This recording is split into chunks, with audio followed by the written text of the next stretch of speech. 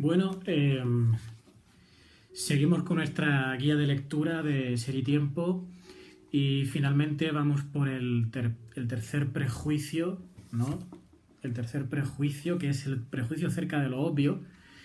Y bueno, ya sabéis que estamos al fin en la introducción, en el primer parágrafo de la introducción, bueno, el primer epígrafe de la introducción, sexto parágrafo, y es en el punto 3 en el cual se habla acerca del tercer prejuicio. Ya con esto se acaba el epígrafe 1 y continuamos con el epígrafe 2, que habla acerca de la estructura formal de la pregunta por el ser.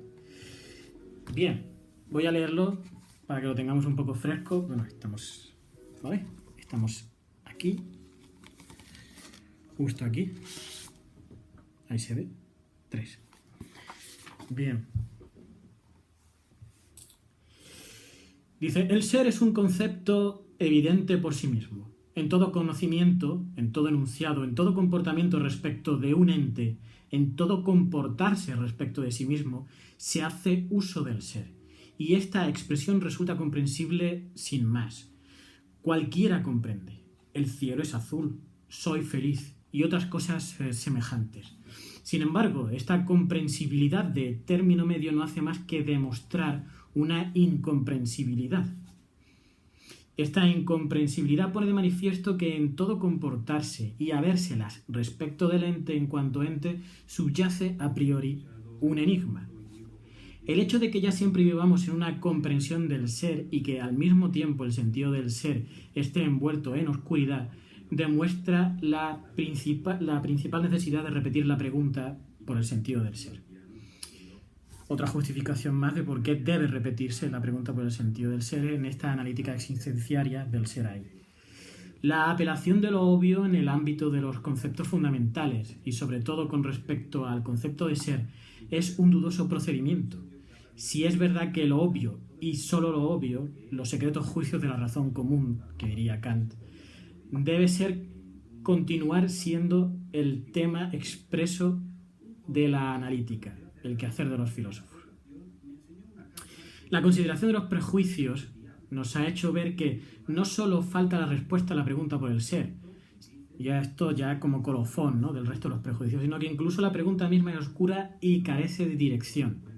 Por consiguiente, repetir la pregunta por el ser significa elaborar una vez por todas en forma suficiente el planteamiento mismo de la pregunta, colofón que servirá como puente para el segundo epígrafe, que es la estructura formal de la pregunta por el ser. Bien, ¿qué es lo que vemos aquí? Para entender esto, creo que nos puede servir como una pintura así plástica, por ejemplo, entender los juegos, ¿no? El juego del ajedrez, ¿no? Cuando uno juega al ajedrez, uno está pendiente de las estrategias, ¿no?, y de cómo ponerse por encima de las jugadas del adversario, ¿no? Ver las jugadas del adversario antes de que el adversario las haya hecho, ¿no? Pero uno, cuando es experto en el ajedrez o incluso cuando es un jugador habitual, no es consciente de las reglas del ajedrez. Ya se sabe las reglas del ajedrez. Ya conoce el tablero de juego. Bien, nosotros cuando, experimentamos nuestra existencia, vivimos, nos la sabemos con cosas, con personas, nosotros estamos ya en el ámbito de juego, en el tablero del ser, de alguna manera, ¿no?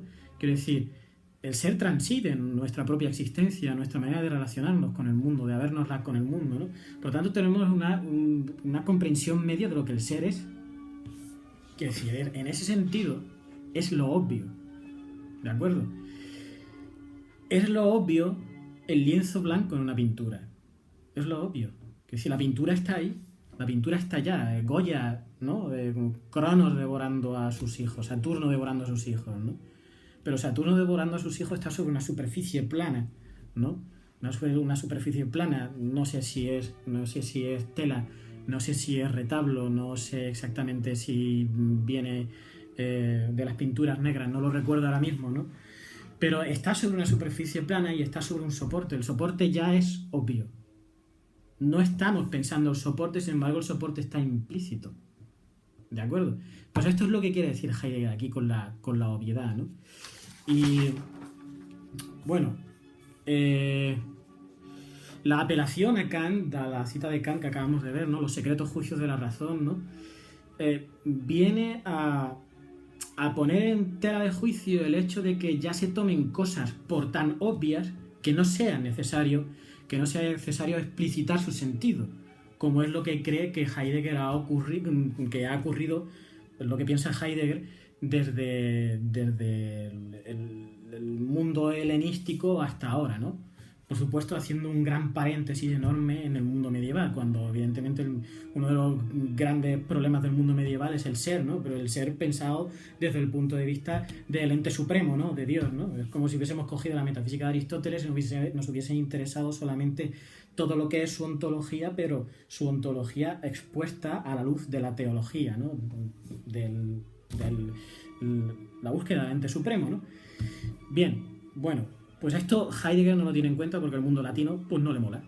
El mundo latino es como una especie de excrescencia del pensamiento filosófico del cual tenemos ahora los errores de la metafísica, ¿no? Entonces pues él quiere hacer, como un muy buen alemán que es, ¿no? Quiere hacer una especie de translación del mundo griego originario, ¿no? Hasta el ámbito de sentido del lenguaje alemán, ¿no? Que parece que en su propia sintaxis y en su etimología parece que rescata, ¿no? O resuena lo que al griego le sonaba con la palabra ser, ¿no? Esa estupenda fantasía, ¿no? Es muy bonita y por otra parte también muy nacionalista y muy clásica del periodo, ¿no? De alguna manera el nacionalsocialismo algo de eso también pretendía, ¿no? Bien, después de esta crítica desaforada hacia Heidegger, que es un autor que lo quiero mucho, pero desde luego, en fin, no soy un fanático ni mucho menos, aunque lo parezca. Seguimos con el tema de lo obvio, ¿no? Bien. Tan es así lo obvio, ¿no? Tan es así lo obvio que esto obvio en concreto, esta comprensión media que tenemos del ser, es una comprensión media que nos constituye en tanto que seres humanos. Quiero decir, somos seres humanos porque somos los únicos Dasein que conozcamos, ¿no? Aquí el término Dasein no está restringido solamente al ser humano, lo que pasa es que no hay una vaca Dasein, ¿no? Como decía en Siniestro Total, ¿no? Esa vaca Dasein, no hay vaca Dasein, no hay marciano Dasein, no hay gato Dasein, pero podría haberlo, no lo sé.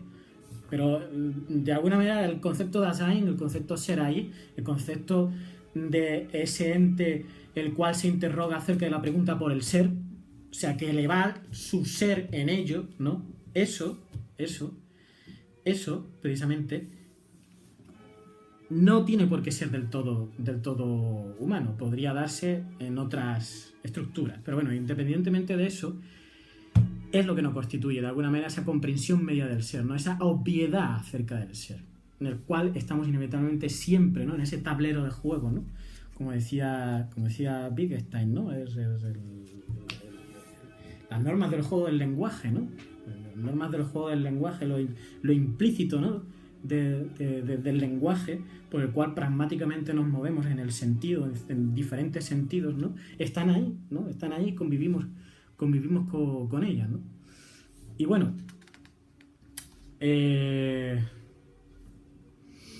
ya hemos hablado de la logificación de la escolástica, ya hemos hablado de la filosofía analítica, no es necesario que lo vuelva a repetir otra vez. No voy a hacer otra vez la diferencia entre ante los ojos, ¿no? Y a la mano, ¿no? Que es el concepto prereflexivo y no teórico que tiene Heidegger previo a toda reflexividad del ser, ¿no? En el que ya estamos, ¿no? Hay una precomprensión media del ser, ¿no? Heidegger suele utilizar los útiles de labranza, ¿no? El martillo, ¿no? Uno está con el martillo, está utilizando el martillo, ¿no? Y cuando está utilizando el martillo no está pensando en la estructura del martillo, ¿no? Lo que constituye el martillo o cómo se hace un martillo, sino que está martillando para terminar la obra de clavar un clavo o finalmente para hacer la cabaña, ¿no? La Hütten esta en la que vivía Heidegger en la Selva Negra, ¿no? Es para eso, ¿no? Pero uno está ahí trabajando, pero cuando está trabajando no está pensando en la estructura del martillo, no está pensando en el presupuesto, ¿no? En aquello que el martillo es, ¿no? Entonces, esa es la comprensión ante los ojos, ¿no? Una comprensión previa, vivida, ¿no? En la que incluso, no solamente incluso, sino que incluso está abierta, por el hecho de ser prereflexiva, está abierta por lo que Heidegger denomina Befindlichkeit, ¿no? la disposición afectiva ante la cual el mundo se le abre la totalidad del ser, ¿no? Eso es muy de corte fenomenológico, ¿no? No es lo mismo contemplar la luna, ¿no? Contemplar la luna enamorado, ¿no? O contemplar la luna en el bosque, ¿no? En la Selva Negra, ¿no? O ante el río Rin, ¿no? O en Sevilla o en Cádiz, en La Caleta, ¿no? No es lo mismo contemplar así la luna llena, ¿no? Y gibosa, ¿no?